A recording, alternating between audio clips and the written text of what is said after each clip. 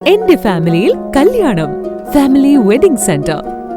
കാലവർഷം കനത്തു. വെട്ടം പഞ്ചായത്തിലെ ആവിപ്പുഴ നിറഞ്ഞു കവിഞ്ഞു. പ്രദേശവാസികൾ പരാതിപ്പെട്ടതോടെ പഞ്ചായത്ത് അധികൃതരും ജനപ്രതിനിധികളും ഇടപെട്ട വാക്കാട് അഴീക്കലിൽ മണൽത്തിട്ട മുറിച്ചു നീക്കി. ആവിപ്പുഴയിലെ വെള്ളം കടലിലേക്ക് ഒഴുക്കിവിട്ടു.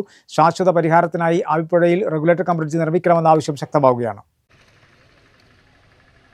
വെട്ടം പഞ്ചായത്തിലെ 1, 2, 18, 20, 21, 22 എന്നീ തീരദേശ വാർഡുകളിലൂടെ ഒഴുകുന്ന ആവിപ്പുഴയാണ് കാലവർഷം കനത്തതോടെ നിറഞ്ഞു കവിഞ്ഞത്. പറവണ ആലിച്ചുവട് മുതൽ വാക്കാട് അഴീക്കൽ വരെ ദൈർഘ്യമേറിയ ആവിപ്പുഴ നിറഞ്ഞു കവിഞ്ഞതോടെ സമീപ പ്രദേശങ്ങളിൽ ഉൾപ്പെടെ വെള്ളം കയറി.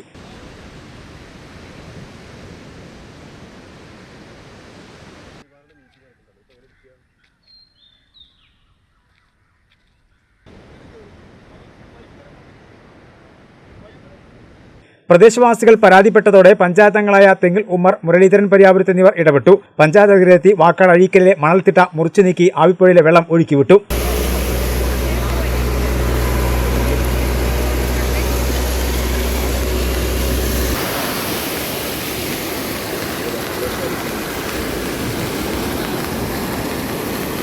കാലവർഷം കനക്കുമ്പോൾ ഭീതിയോടെയാണ് ആവിപ്പുഴയുടെ സമീപത്തുള്ളവർ കഴിയുന്നത്.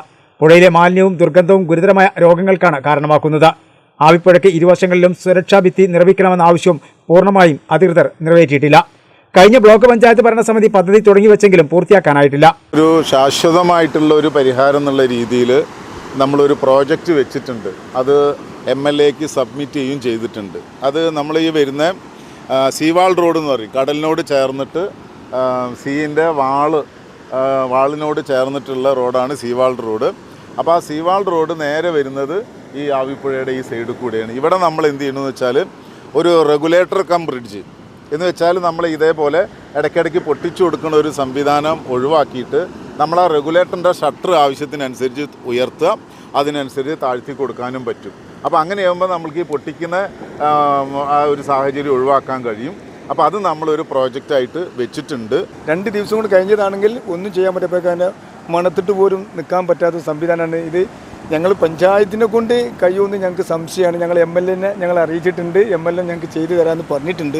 കാരണം ഇതൊന്ന് വൃത്തിയാക്കാൻ, പിന്നെ ചളിവെള്ളം കോരി ഒഴിവാക്കാനും ഈ മണൽ കോരി ഒഴിവാക്കാനും വേണ്ടിയുള്ള ഒരു വൃത്തിയാക്കാൻ ഞങ്ങൾ MLAയുമായി ബന്ധപ്പെട്ട് പഞ്ചായത്ത്, പിന്നെ ജില്ലാ പഞ്ചായത്ത്, ബ്ലോക്കിൻ്റെ ഒക്കെ ഞങ്ങൾ ബന്ധപ്പെട്ടിട്ടുണ്ട്. വാക്കാട് ആവിപ്പുഴയിൽ റെഗുലേറ്റർ കം ബ്രിഡ്ജ് നിർമ്മിക്കണമെന്നും ആവിപ്പുഴ നവീകരിക്കണമെന്നും ആവശ്യപ്പെട്ട പഞ്ചായത്ത് അംഗങ്ങൾ MLAക്ക് നിവേദനം നൽകിയിട്ടുണ്ട്.